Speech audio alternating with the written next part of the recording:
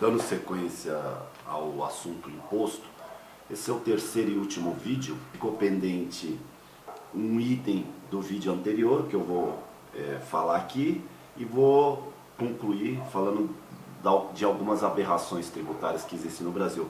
Mas antes, novamente, aqui eu estou com os meus dois amiguinhos aqui, Tiburasca e Macha, e ambos vão mandar um salve aí para a audiência. Manda um salve aí, Macha, para a audiência, por favor.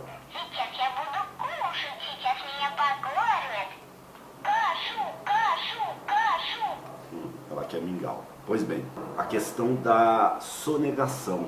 No Brasil, sonega-se por volta, por ano, de sonegação, 500 bilhões de reais por ano. Só para se ter uma ideia, isso dá quase 30% do que é arrecadado. O método de não pagar imposto, existem duas maneiras, legais e ilegais.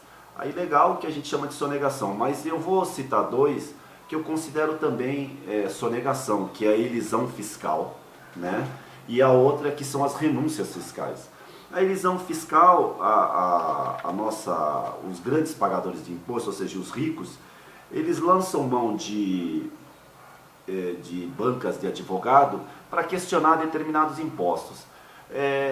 Em geral, eles ganham de duas maneiras, ou conseguindo não pagar o imposto, questionando coisas simples, uma vírgula na lei, ou eles ganham na protelação, e aí eles pegam o dinheiro que eles deveriam pagar o imposto, aplicam, e daqui a 10 anos, quando for decidido, mesmo que ele tenha que pagar, ele lucra no rentismo.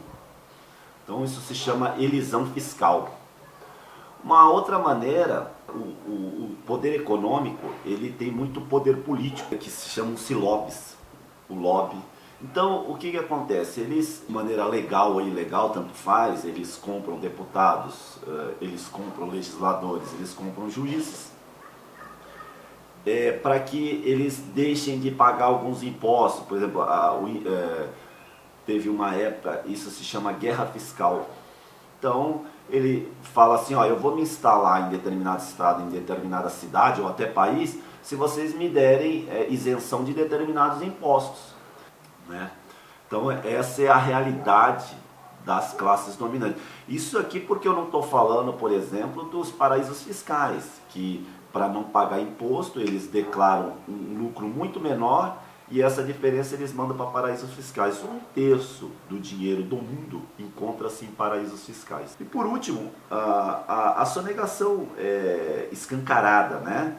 Que é, assim, como não tem nenhuma punição, sonegue mesmo. Isso no Brasil desde 96 não é crime, né? Como muitos de vocês já devem falar, desde o governo Fernando Henrique, enquanto o pessoal está aí, o nosso Congresso atual está empenhado em diminuir a maioridade penal, eles poderiam, por exemplo, tornar crime penal, por exemplo, a sonegação. Eles já ajudariam bastante do que ficar com essas coisas que não resolvem o problema da violência. O nosso aparato judicial e aparato estatal para combater a corrupção, eles são corruptos, ambos são corruptos de duas maneiras. Primeiro, que eles defendem sempre o mais forte, o mais rico e perseguem os mais fracos. Mas principalmente porque o Estado brasileiro, sonegar não é um crime, é até uma defesa de um Estado que quer explorar, enfim, essa conversa. Isso ajuda o próprio aparato de repressão a não reprimir a sonegação, não constranger, o que faz que por ano a gente deixe de arrecadar 500 bilhões de reais. E isso não é um problema para as classes dominantes.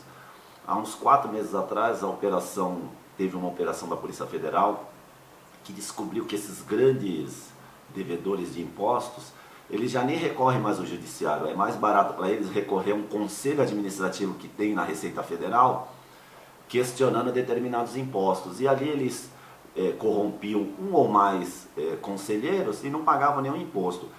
Isso aí foram 20 bilhões de reais. Quais são entre as empresas citadas?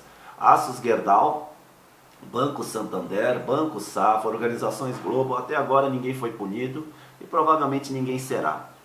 Comecemos agora o item, as aberrações tributárias no Brasil.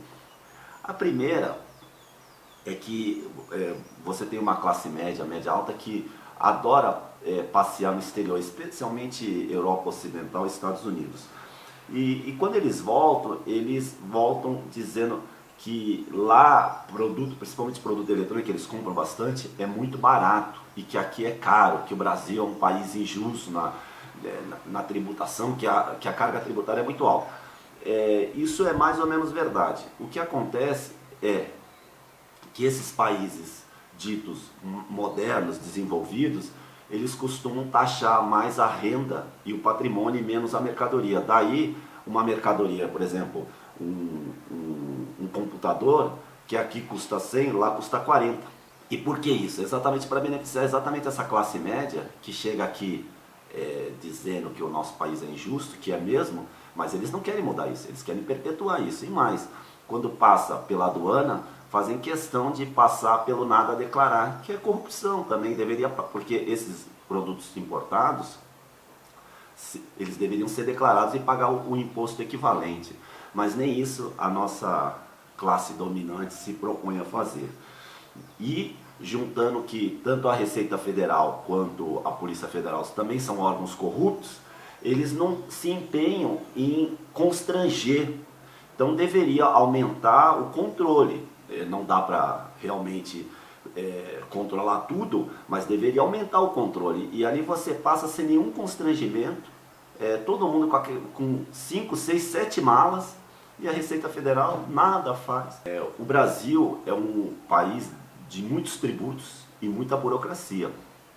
E por que isso? Não preciso exatamente para perpetuar as injustiças. Então, quanto mais burocrático, quanto mais difícil, melhor para quem tem dispositivo para sonegar, quem tem dispositivo para contratar bancas, né, de advocatícias caras para questionar essa burocracia.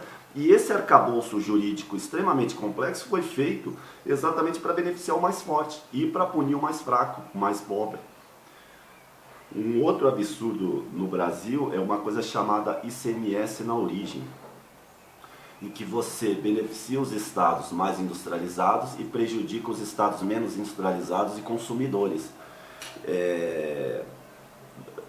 Aqui em São Paulo, os paulistas têm um hábito de dizer que São Paulo leva o Brasil nas costas. Na verdade, o Brasil e os estados mais pobres levam o estado de São Paulo nas costas exatamente por essa aberração, que é beneficiar quem já é industrializado. Brinquedinhos de rico, como iates, jatos, jet ski, lanchas, não pagam IPVA. Enquanto IPVA é imposto sobre propriedade de veículos automotores. Enquanto aquele motoboy que tem uma moto ali de 120 cilindradas tem que pagar 4% de imposto por ano a título de IPVA, e ele ganha R$1.000, R$1.500. Então, outro absurdo. Até 1990, aqui no Brasil, esses clubes que frequentam a classe média e os ricos não pagavam imposto. Isso foi mudado a partir da prefeita de São Paulo, Luísa Erundina, que ela decidiu cobrar, mas até então não sei se pagam no Brasil inteiro, mas pelo menos em algumas cidades já passou-se a pagar, que é uma outra aberração, porque esses clubes eles ocupam muito espaço, muita área, em áreas nobres, e não pagar imposto enquanto uma pessoa da periferia de uma grande cidade paga o IPTU. Então, assim, só para ver essa... Bom, a transferência do jogador Neymar, que é um dos jogadores mais famosos do mundo e mais caros, né? Ele foi transferido do clube brasileiro Santos para o Barcelona. Pois bem, descobriu-se sonegação fiscal nessa transação. Na verdade, eles declararam um valor muito aquém do valor que já se cogitava, inclusive chegou a levantar suspeitas. E o argumento é que o sonho dele era jogar no Barcelona a qualquer preço. Houve sonegação. Isso simplesmente para não pagar imposto. O que aconteceu? O presidente do Barcelona teve que renunciar, está respondendo o processo e corre risco de ser preso. Aqui no Brasil, um silêncio ensurdecedor. O Neymar continua o ídolo da torcida. E, na minha opinião, ele não deveria jogar na seleção brasileira enquanto não pedisse desculpas e pagasse os impostos devidos. Mas ele é o ídolo, né? E a gente deveria questionar isso.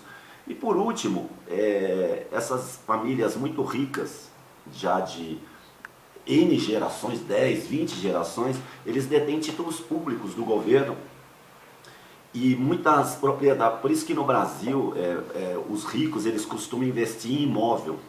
Por quê? Porque se você alugar o imóvel, você não paga imposto.